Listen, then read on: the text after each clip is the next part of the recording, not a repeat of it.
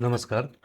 Maharashtra rent control act, तर यामध्ये एखादी जागा आपण भाड्याने दिलेली आहे आणि जागा भाड्याने दिल्यानंतर जर महानगरपालिकेने किंवा शासनाने जागेच्या प्रॉपर्टी टॅक्समध्ये जर वाढ केली, तर ही वाढ अशी होणार होती की जागा मालक भाडेकरी यांना करार करताना काही कल्पना असायचं कारण नाही.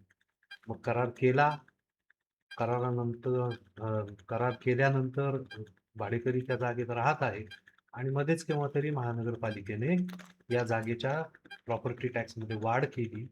तर रेंट कंट्रोल ॲक्टच्या चॅप्टर 2 मध्ये ज्या प्रमाणात प्रॉपर्टी टॅक्समध्ये वाढ झालेली आहे याच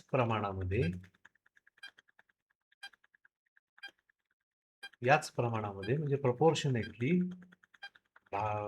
भाड्याच्या रकमेमध्ये देखील वाढ करता येईल घरमालकाला, या संबंधात तरतूद केलेली आहे आणि ती आहे सेक्शन 12 मध्ये. तर ही तरतूद काय आहे ते आपण पाहूयात. यामध्ये असं म्हटलेलं आहे, घरमालकाला पट्टी इत्यादी देय झाल्यामुळे भाडेवाढ करण्याचा अधिकार आहे आणि तो कसा आहे ते पाहू. जर एखाद्या जागेच्या संदर्भात कोणत्याही जागेच्या बाबतीत कोणतीही नवीन पट्टी, उपकर, आकार, कर, जमीन आकारणी, जमिनीचे भाडे किंवा जमिनीवरील किंवा इमारतीवरील इतर कोणतीही आकारणी अथवा अशी पट्टी, कर, उपकर, आकार, जमीन आकारणी, जमीन भाडे किंवा इत्यादी इत्यादी यामधील कोणतीही आकारणी यामधील वाढ देण्याबाबत जर फरमावण्यात आले असेल म्हणजे काय, तशी नोटीस देण्यात आली असेल, तर त्या बाबतीत त्याला या अधिनियमाच्या अन्य कोणत्याही तरतुदींमध्ये काहीही अंतर्भूत केलेले असले तरी, म्हणजे काय, एक प्रकारचा ओव्हररायडिंग इफेक्ट दिलेला आहे. या ऍक्टमध्ये काहीही म्हटलेले असले तरी या सेक्शन 12(1) च्या तरतुदींना अधीन राहून ओव्हररायडिंग इफेक्ट आहे. अशा जागेच्या भाड्यामध्ये वाढ करण्याचा हक्क असेल.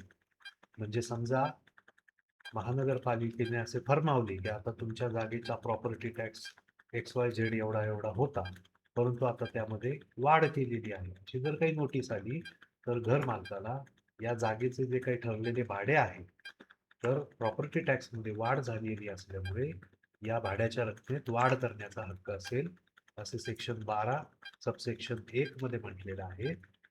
परंतु त्याच्यावर रायडर असा आहे की भाड्यात होणारी ही जी वाढ आहे ही यथास्थिती म्हणजे ॲट ॲक्च्युअल जेवढी काय वाढ झालेली असेल त्या वाढीच्या रकमेपेक्षा अधिक असणार नाही. हा एक रायडर दिलेला आहे त्याच्यावर.